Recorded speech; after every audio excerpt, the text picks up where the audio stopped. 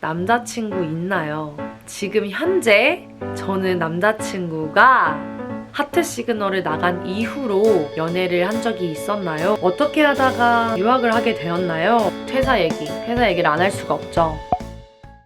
안녕하세요 여러분. 드디어 저의 첫 Q&A 영상을 시작합니다. 와!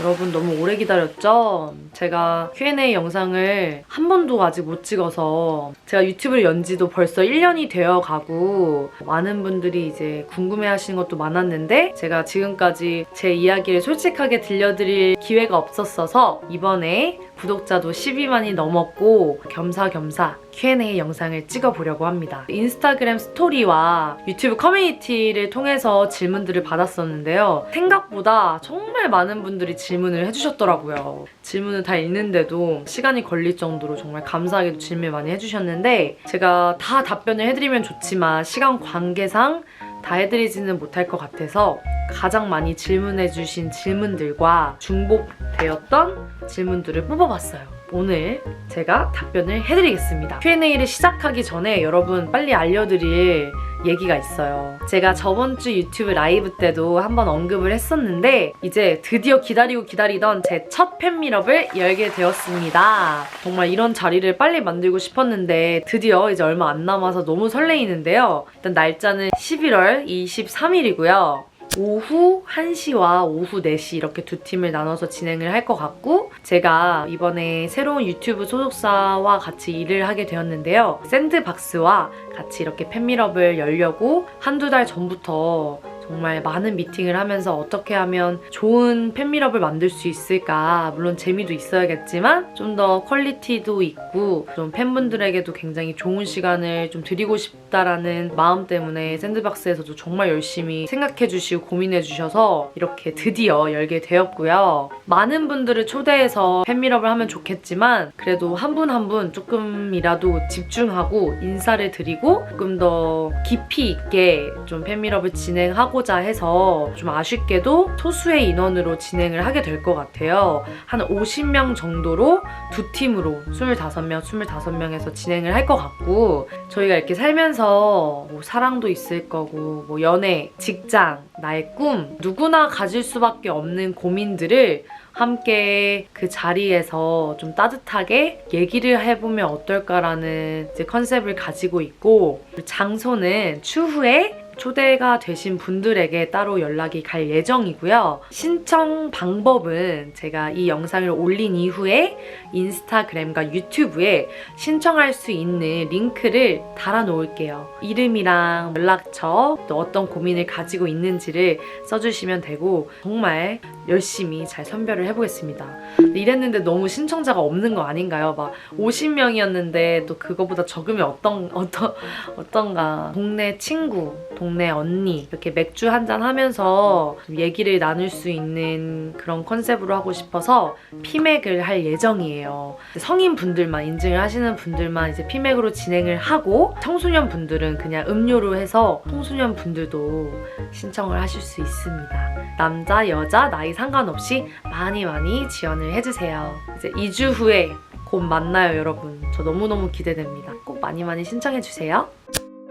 전 사실 이 질문이 가장 궁금하신 질문인지 잘 몰랐어요. 남자친구 있나요? 지금 현재 남자친구 있나요? 이 질문이 가장 좋아요가 많고 인스타그램에서도 가장 많이 받았던 질문입니다.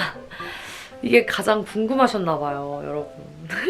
연애 프로그램에 나갔어서 그런지 이 질문이 가장 많았는데 네, 지금 현재 저는 남자친구가 없습니다.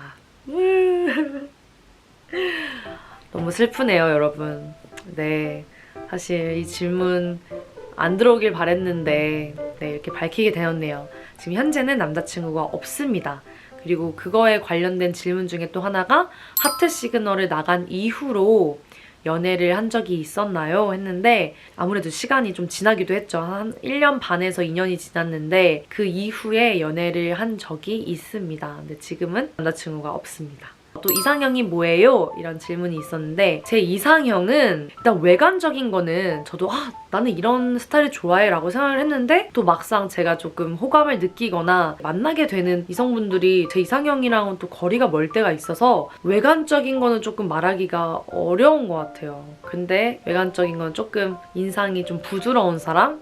그런 사람한테 좀 끌리는 것 같고, 그리고 성격적인 면에서는 둥글둥글했으면 좋겠어요. 그러니까 둥글둥글하다는 것은 어딜 데리고 가도 또 어떤 자리에 가도 서스름 없이 조금 이렇게 잘 어울릴 수 있는 그런 사람이었으면 좋겠고, 너무 자신만의 틀이 있어서 이거는 싫어 뭐 이러는 사람보다도 조금 열려있는 사람이었으면 좋겠어요. 긍정적이었으면 좋겠고 다정다감했으면 좋겠어요. 그게 제 이상형입니다. 요즘 뭐하고 지내나요? 제 근황에 대해서 많은 분들이 궁금해 하시더라고요. 제가 지금 정말 다양한 일들을 하고 있는데, 예를 들면 연예가 중계에서 외국 배우분들이나 이제 스타분들을 제가 직접 만나러 외국이나 한국에 오셨을 때 만나서 영어로 인터뷰하는 스페셜 리포터로도 진행을 하기도 했었고, 제가 최근까지도 영어 라디오 프로그램에서 메인 DJ로서 라디오 프로그램을 진행하기도 했었고요. 또 이렇게 유튜브를 운영하는 사람으로서 또 컨텐츠 크리에이터로도 또 활동을 하고 있고,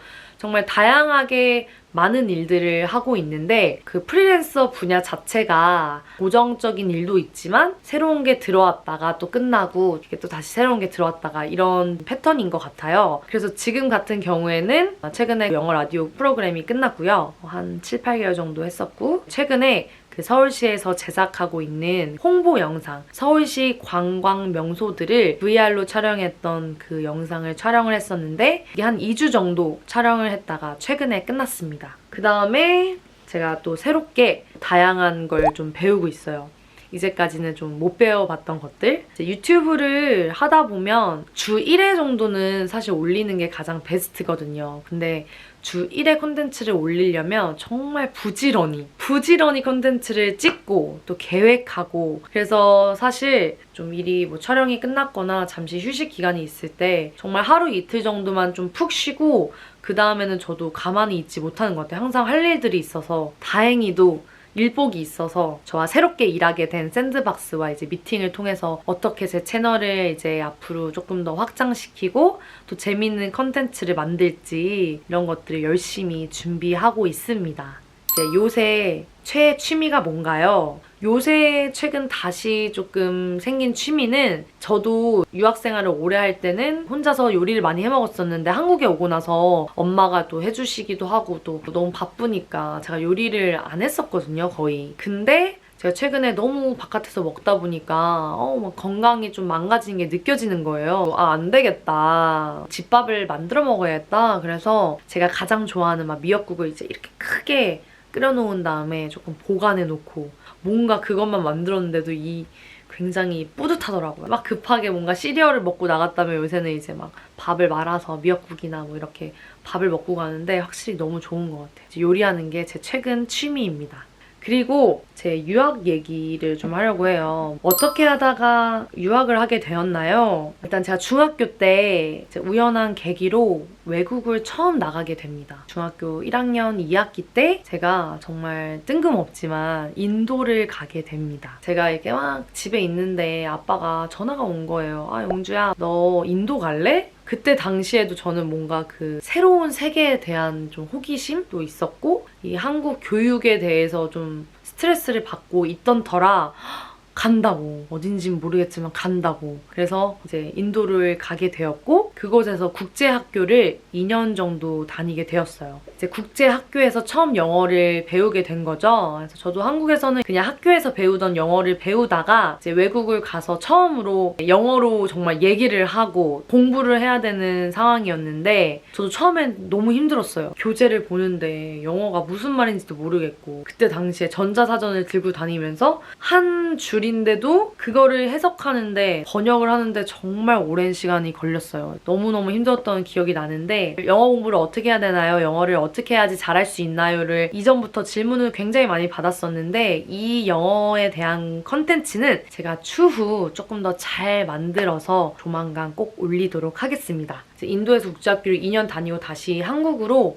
복학을 했어요. 중3 2학기 때. 좀 자유로운 곳에서 공부를 하다가 한국에 들어오니 적응이 안 되는 거예요. 맨날 잠도 못 자고 맨날 학원 가고 다시 외국을 나가고 싶다라는 꿈이 항상 있었어요. 그래서 한국에서 고등학교 1학년이 되고 다시 외국에 나갈 계획을 저 혼자 짭니다. 일단 제가 미국에 가는 거에 대한 로망도 있었고 꿈이 있었어요. 그래서 어떻게 하면 갈 수 있을까를 고민하던 터에 그때 당시에 교환학생 프로그램이 활발하게 진행 중이었어서 저 혼자 유학원도 가서 교환학생 프로그램에 필요한 시험들도 보고 준비도 다 하고 준비가 됐을 때 이제 아빠한테 가서 아빠 저는 유학을 가고 싶어요. 미국에 가고 싶어요. 저 좀 보내주세요. 이렇게 말을 했는데 저희 아빠가 다행히도 저를 믿어주시고 해서 고등학교 2학년이 될 즈음에 혼자 미국으로 떠나게 됩니다. 그때는 혼자 외국에 나간 거는 처음인 것 같아요. 근데 이제 그때 멋모르고 막 당돌했던 것 같아요. 아, 나는 갈 거야. 새로운 세상에 갈 거고 새로운 걸 배울 거야 라는 그런 설렘이 있었는데 고등학생 때였으니까 호스트 패밀리랑 같이 살았었어요. 네, 고생을 많이 했습니다. 눈치를 많이 볼 수밖에 없는 환경이 많았었고 물론 너무 좋으신 분들이었는데 힘들었던 점도 많았던 것 같아요. 어린 나이였고 부모의 손길이 좀 필요했던 나이기도 한데 뭐든지 다 홀로 해야 했어요. 그러니까 아파도 내가 나를 돌봐야 했고 낯선 환경에서 또 낯선 가족들과 사는 거는 쉽지 않았던 것 같아요. 좀 그렇게 독립성이 조금 길러졌던 것 같아요. 그렇게 해서 고등학교를 졸업하고 미국으로 대학교를 가고 싶다라는 마음을 먹게 돼요. 고등학교는 제가 동부 쪽에 있었는데 이제 SAT를 준비하고 넣기 시작했었는데 그때는 동부 쪽에 대학교를 넣었어요. 근데 이제 그러고 나서 생각해보니 서부 쪽으로 대학을 가고 싶은 거예요. 뭔가 서부에 대한 로망도 있었고 일단 제가 서부 쪽에 대학을 지원을 못한 상태였고 또 워낙 미국 학비도 너무 비싸고 그래서 이렇게 어떻게 해야 할까 이런 거를 고민하던 터에 그 미국에도 이제 편입 시스템이 굉장히 잘 돼 있어서 학비도 조금 줄일 수 있고 부모님에게도 학비에 대한 부담감도 줄여드릴 수도 있고 해서 일단 서부에 있는 2년제 대학교를 가게 됩니다. 그래서 그곳에서 정말 공부를 열심히 했어요. 제 생각에는 제 생에 그때가 가장 공부를 열심히 했던 것 같아요. 제 목표가 있었어요. UC 버클리 또는 UCLA를 꼭 갈 거야 해서 2년 동안 정말 공부를 열심히 해서 어느 정도의 높은 GPA를 받은 다음에 이제 편입에 성공을 하게 됩니다. 그래서 UCLA를 가게 되었고요. 한 1년 정도, 1년 반 또는 2년 동안 들을 과목들을 조금 빠듯하게 들어서 열심히 공부해서 졸업을 하게 되었습니다. 이거를 많이 궁금해 하시더라고요. 그래서 이제 유학한 기간은 총 9년이고요. 인도 2년, 미국에서 7년 정도 있어서 총 9년이고 외국에서 적응하는 방법도 많이 물어봐 주셨어요. 저도 어린 나이에 외국을 갔었는데 물론 저도 바로 적응한 건 아니었어요. 다른 점들도 있었고 영어를 또 잘 하지 못하면 조금의 차별도 있을 수가 있잖아요. 제가 생각한 거는 기죽지 말자, 조용하게 지내지 말자. 특히 고등학교 때 한국 학생들이 저 포함해서 좀 몇 명 있었어요. 많이들 조용했었는데 저는 굉장히 활발했었어요. 외국 친구들한테 막 원더걸즈의 막 Nobody but you 막 이런 것도 알려주고 그런 제 성격이 적응하는데 수월하지 않았나 싶어요. 지금 유학하시는 분들한테 드리고 싶은 팁은 너무 두려워하지 마세요. 영어 못한다고 절대 기죽지 마시고 절대 무서워하지 마세요. 괜찮아요. 처음부터 잘하는 사람이 어딨어요. 그리고 생각보다 그 외국분들이 우리가 이렇게 실수 같은 거 할 때 있잖아요. 뭐야 저 사람 왜 이렇게 영어 못해? 이렇게 보지 않고 귀엽다. 그리고 웬만하면 다 알아듣기 때문에 걱정 안 하셔도 됩니다. 친구를 사귀는 데 있어서 조금 적극적이게 가서 얘기를 하면 많은 외국분들은 오픈 마인드이기 때문에 친구를 잘 사귈 수 있고 또 잘 적응할 수 있을 거예요. 너무 두려워하지 마세요. 제 주변에서도 유학을 생각하는 사람들 또 뭐 1년 정도 휴직하고 어학연수를 생각하시는 분들에게는 저는 무조건 가라고 하고 있어요. 길게 살 삶 중에 그 1, 2년 어느 기간 동안 가실지 모르겠지만 사실 평생 가는 거 아니잖아요. 그러니까 너무 두려워하지 마세요. 외국에서 살 기회가 생각보다 이렇게 많지 않고 저는 굉장히 좋은 기회이자 터닝 포인트가 될 거라고 생각을 해요. 내가 살던 이 익숙했던 이 동네와 이 곳을 떠나서 새로운 공간에서 새로운 사람을 만난다는 것 자체가 정말로 그 생각의 전환점이 굉장히 많이 돼요. 같은 장소에서 몇 년 배우는 것보다 뭔가 외국에서 생활했었을 때 좀 더 깨우침? 배웠던 게 많았던 것 같아요. 물론 잘 알아봐야 돼요. 내가 이거를 가서 뭘 할 건지 너무 무작정 가는 것보다 계획을 잘 짜야겠죠? 하지만 두려워하시지만 말라고 말씀드리고 싶어요. 하트 시그널은 어쩌다 출연을 하게 되었나요? 하트 시그널 얘기를 안 할 수가 없죠. 뺄래야 뺄 수가 없는 얘기인데 제가 다른 인터뷰에서도 많이 언급을 한 적이 있는데 일단은 하트 시그널이 시즌 1을 제작했을 당시 새롭게 만들어지는 프로그램이다 보니 주위에서 많이 찾으셨었나 봐요. 뭐 예를 들면 PD님들 지인 통해서 괜찮은 친구 있으면 좀 소개해달라 이렇게 해서 좀 건너 저한테 연락이 왔었어요. 이런 프로그램인데 영주씨 하실 생각이 있냐 이래서 그래서 일단은 얘기를 들어보기로 해서 미팅을 잡았었어요. 미팅을 가기 전에 이제 생각을 많이 한 거죠. 아 내가 진짜 막상 이 프로그램 나가면 또는 내가 이렇게 일반인으로 살다가 TV로 나가면 어떨까 이런 생각이 굉장히 많이 들었었는데 그 생각이 좀 부정적으로 많이 생각을 했던 것 같아요. 좀 무서웠고 두려웠고 그래서 미팅 한 전전날인가에 문자로 아 정말 너무 죄송한데 저는 미팅을 못 나갈 것 같아요. TV에 나가는 게 좀 두렵고 아닌 것 같아요. 라고 해서 거절을 했고 열심히 살고 있었는데 또 시즌2를 제작을 하실 시점에 그래서 또 제 지인을 통해서 또 연락이 오신 거예요. 그래서 제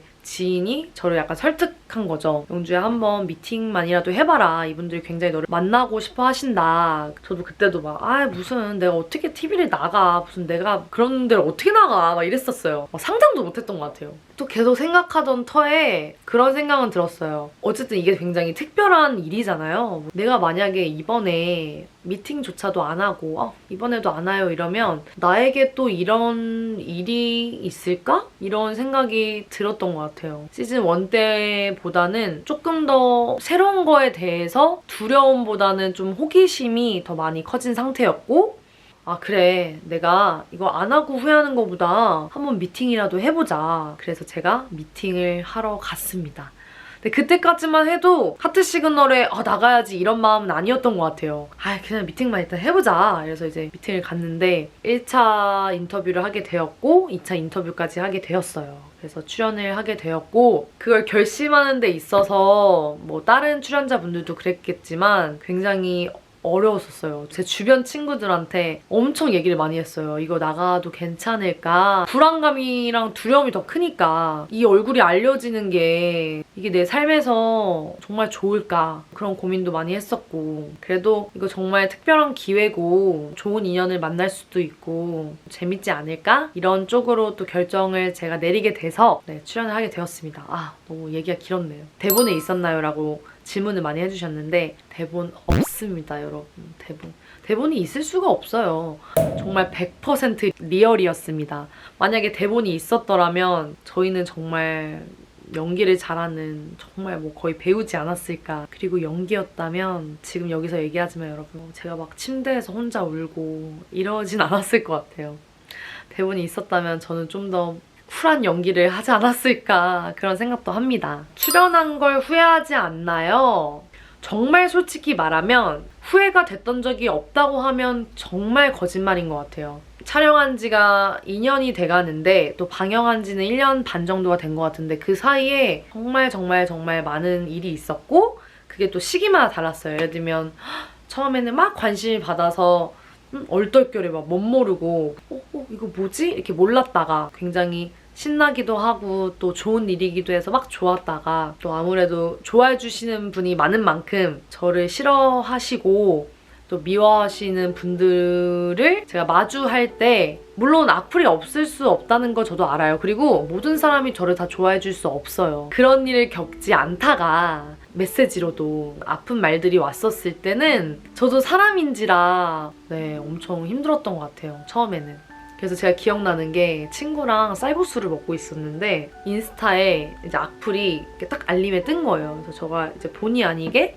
악플을 딱 읽었는데 딱 화살이 딱 꽂혔나 봐요. 저는 괜찮다고 생각했는데 이제 아니야 에이 그래 신경 쓰지 말자 하고 먹었는데 바로 체했어요. 체해가지고 집에 와서 완전 다 토하고 며칠 앓았던 기억이 있는데 그 누군가한테 화살을 받는다는 일이 좀 속상한 일인 것 같아요. 내가 만약에 여길 나갔지 않았더라면 물론 사랑도 못 받았겠지만 이렇게 화살을 받았을까? 이런 질책을 받았을까라는 생각을 들었던 때가 있었어요. 내가 만약에 출연을 하지 않았더라면 물론 평범했겠지만 또 즐겁게 살 수 있었을 텐데 이런 생각도 들었던 건 사실이에요. 근데 이제 많은 시간이 지나고 저도 많이 안정이 된 지금 상태에서 하트 시그널을 나간 거를 후회하냐 물으시면 저는 지금은 후회 안 한다고 말할 수 있을 것 같아요. 그런 아픔들이 좀 아물어서 그런 걸 수도 있고 다시 그때로 돌아간다면 지금은 다시 촬영할 것 같다고 말할 수 있을 것 같아요. 하트 시그널을 나가고 나서 어떤 변화가 있었나요? 엄청나게 큰 터닝 포인트였죠, 여러분. 특히 출연하고 나서의 1년은 제가 이렇게 살면서 5년 정도 겪을 인간관계, 이런 감정적인 소모 이런 것들이 정말 농축되어서 1년에 이렇게 팍 받은 것 같은 느낌이었어요. 제가 이렇게 들 수 있는 무게가 있잖아요. 근데 그 무게가 이렇게 막 과부하되면서 굉장히 여유가 많이 없었었어요. 저도 사람에 대해서 경계심을 갖고 싶지 않은데 새로운 사람을 만나는 거에 대해서 되게 좋아하고 그랬었는데 만났을 때 이제 얘기를 들어보면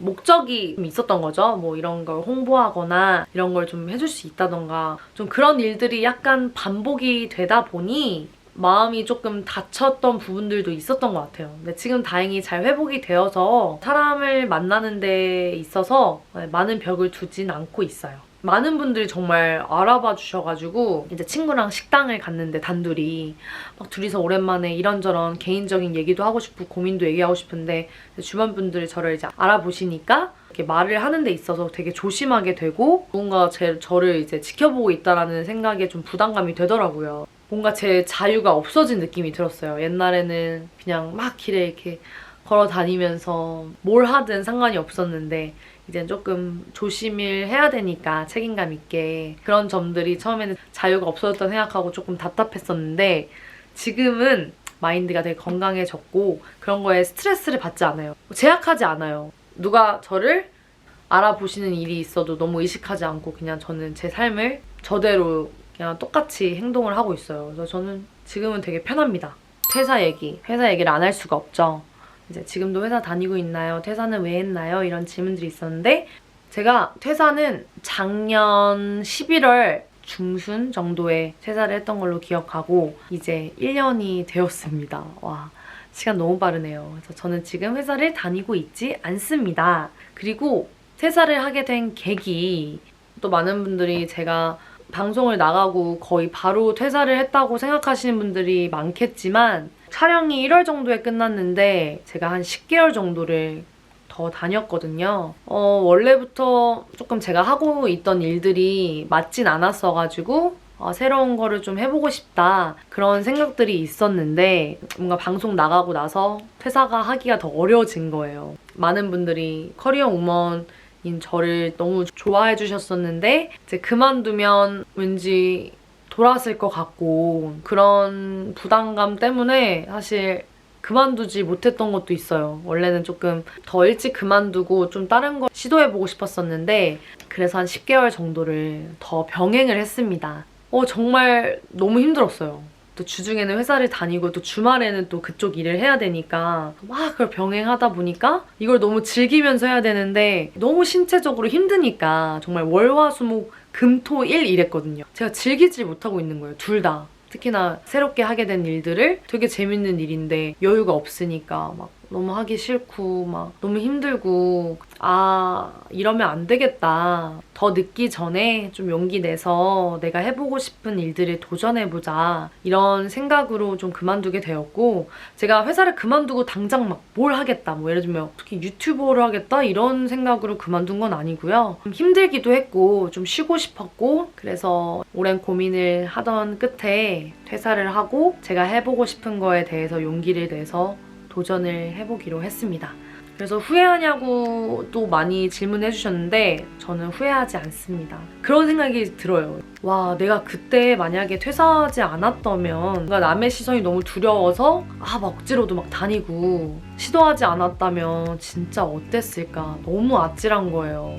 어떻게 보면 한 번 사는 삶인데 시도 안 했으면 너무 후회했겠다라는 생각이 들고 너무 잘했다는 생각이 들어요. 지금까지 제가 좋아하고 정말 하고 싶었던 것을 해본 적이 없거든요. 일단 뭘 하고 싶은지 잘 몰랐었기도 했고 현실적으로 이런 거 해야 될 것 같고 또 나쁘지 않으니까 또 안정적이니까 그래서 했던 것들이 있는데 지금은 물론 안정적이진 않을 수 있지만 근데 너무 재밌어요. 너무 재밌고 퇴사했길 잘했다고 생각합니다.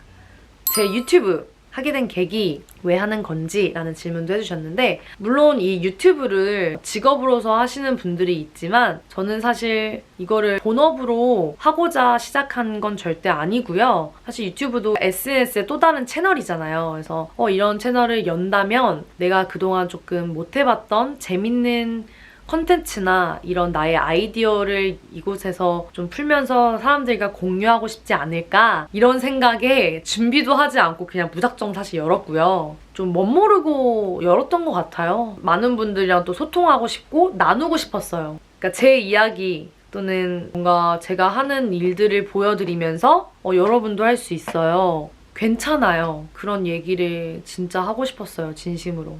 도움이 되고 싶다라는 마음은 아직도 있습니다. 물론 제 모든 컨텐츠가 도움이 안 될지도 모르지만 저도 즐기면서 나누고 싶어요. 공유하고 싶어요. 그게 제 지금도 목적이고 그게 하게 된 계기인 것 같아요. 그리고 유튜브를 이제 하면서 재밌었던 에피소드는 재밌었다기보다 좀 뿌듯했던 에피소드는 길거리에서나 어떤 장소에서 팬분들을 만나면 예전 같으면 언니 하트 시그널 너무 잘 봤어요 뭐 이런 얘기가 많았었는데 요새는 언니 유튜브 너무 잘 보고 있어요. 유튜브 구독하고 있어요 라고 말하면 너무 진짜 감사한 거예요. 유튜브는 뭔가 액션을 취해야 되잖아요. 내가 정말 들어가고 관심이 있어서 정말 찾아봐야 되고 내 시간을 쏟아야 되고 좀 이렇게 단발적인 건 아니잖아요. 그래서 너무 감사하다.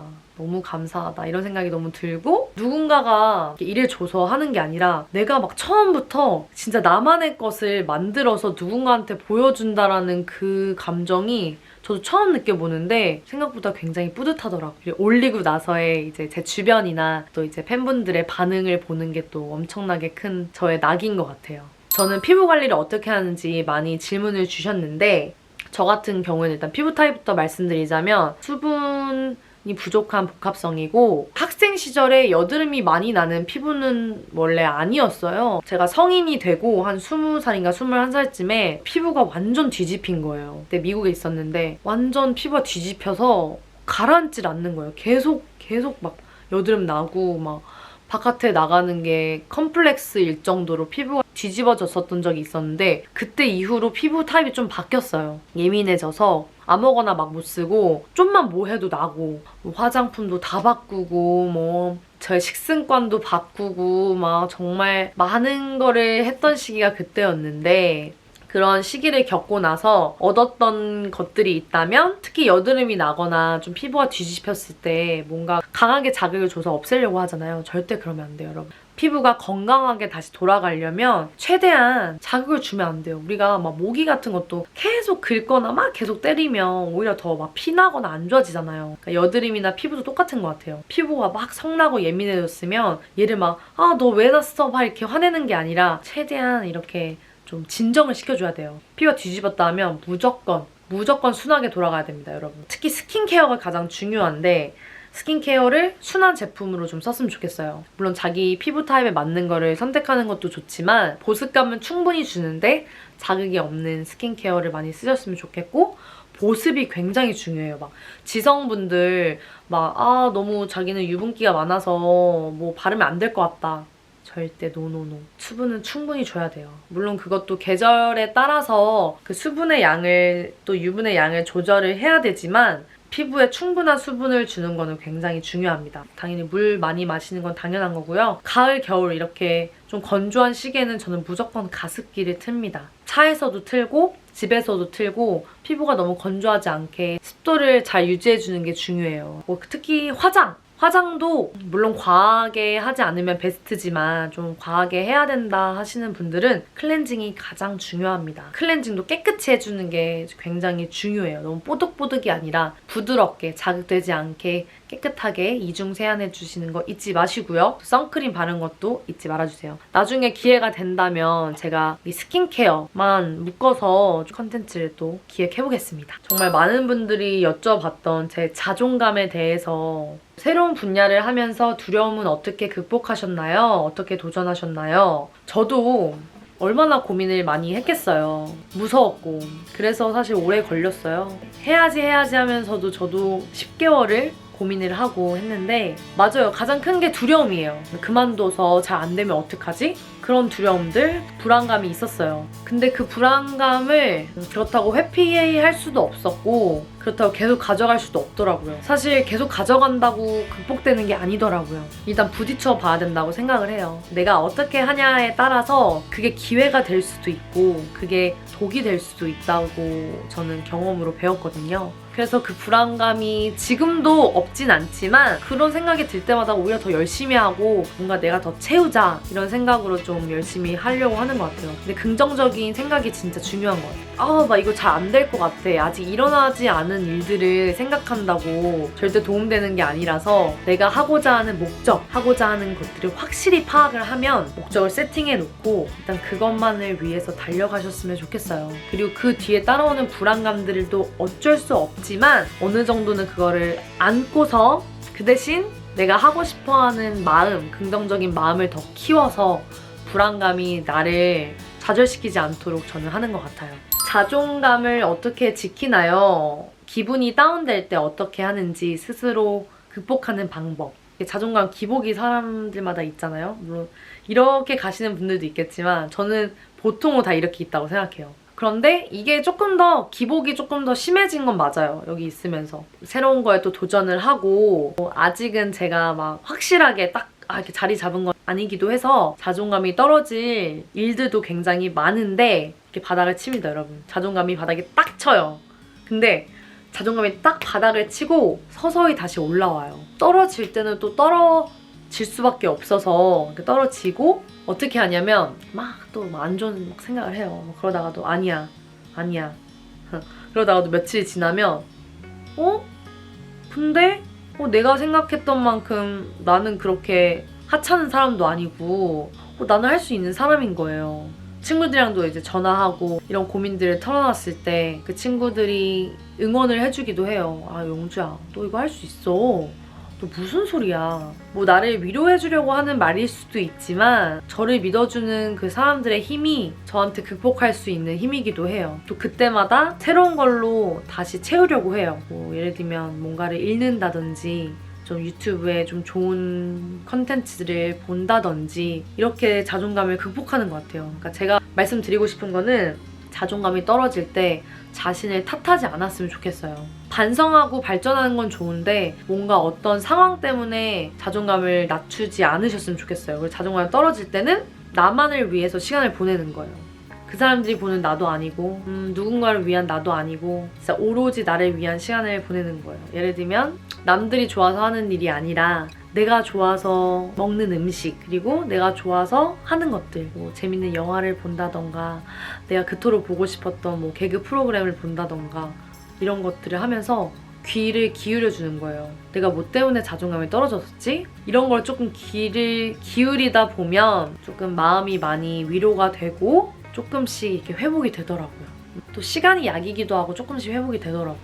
제 극복 방법은 자존감이 떨어질 때는 충분히 힘들어하고 자존감이 떨어진 채로 지내보고 좀 하루 이틀 그 대신 나를 돌보고 나 탓하지 말고 나를 이렇게 보담아줘야 돼요.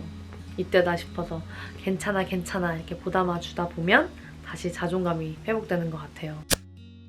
마지막으로 마무리하기 전에 올해 가장 큰 성취, 내년에 이루고 싶은 계획에 대해서 말을 하고 마무리를 할게요. 올해 가장 행복했던 순간은 제가 이제 혼자 이렇게 있다가 좋은 회사를 만나서 샌드박스, 그다음 미스틱을 만나서 조금 저를 그래도 이렇게 도와주실 분들이 있어서 너무 큰 위로가 되었고 제가 많이 건강해졌어요. 심적으로. 작년 생각하면 어우, 작년은 완전 너무 유리 멘탈이었는데 올해는 제가 마음이 많이 건강해지고 여유가 생기면서 이제야 뭔가 즐길 수 있는 힘이 생긴 거예요. 그게 저는 가장 큰 성취고 행복했던 순간이라고 생각하고요. 그 다음에 내년에 이루고 싶은 계획은 제가 새롭게 배우고 있고 또 좀 하고 싶은 분야들을 더 도전할 수 있는 기회가 많이 생겼으면 좋겠고 내년에는 조금 더 덜 슬프고 조금 더 여유 있었으면 좋겠고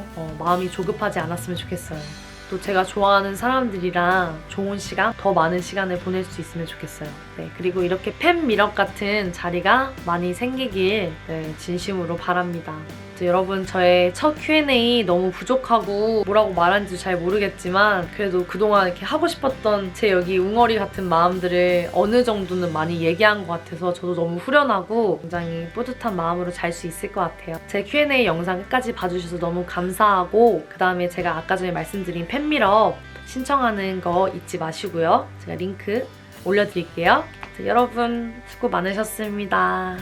지금 이대로도 충분한 거 아시죠? 너무 남들이랑 비교하지 말고 그대들의 존재를 응원합니다. 여러분 힘내세요. 여러분 화이팅!